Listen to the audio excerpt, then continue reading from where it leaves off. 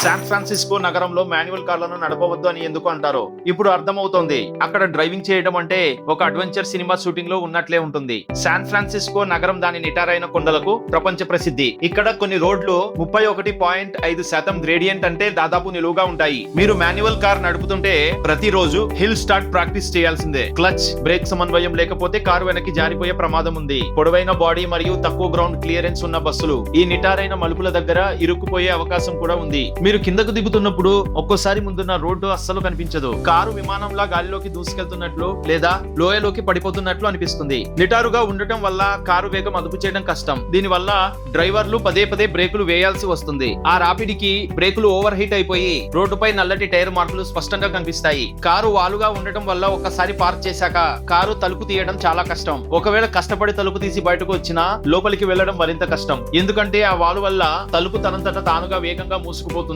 మీరు లోపలికి వెళ్లాలంటే చాలా వేగంగా సరైన టైమింగ్ తో కారులోకి దూకాల్సిందే.